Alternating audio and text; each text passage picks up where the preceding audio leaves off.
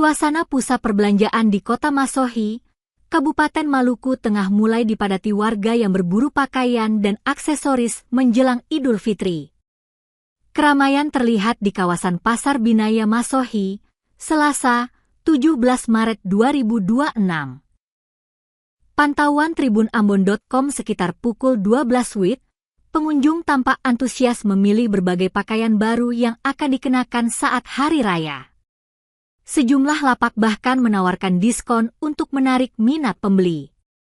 Selain pakaian, pengunjung juga memburu aksesoris seperti tas, sepatu, hingga perhiasan untuk melengkapi penampilan saat Lebaran.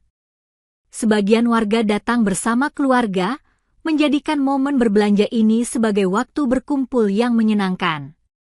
Salah seorang pedagang pakaian, Daeng Uwar, 45, mengatakan jumlah pengunjung mulai meningkat dalam beberapa hari terakhir. Menurutnya, keramaian mulai terasa memasuki H3 Lebaran.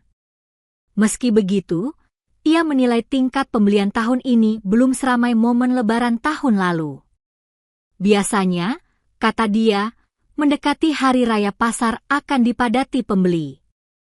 Sementara itu, salah satu pengunjung, Ida Wabula, 27, mengaku sengaja singgah berbelanja di Masohi saat perjalanan pulang kampung untuk merayakan Lebaran bersama keluarga.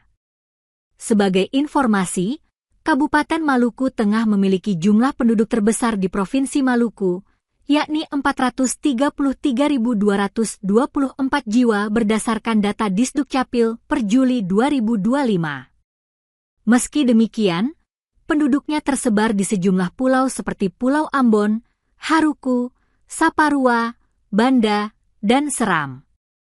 Sementara itu, ibu kota kabupaten berada di Kota Masohi di Pulau Seram dengan jumlah penduduk sekitar 36.570 jiwa atau sekitar 8,4% dari total penduduk Maluku Tengah.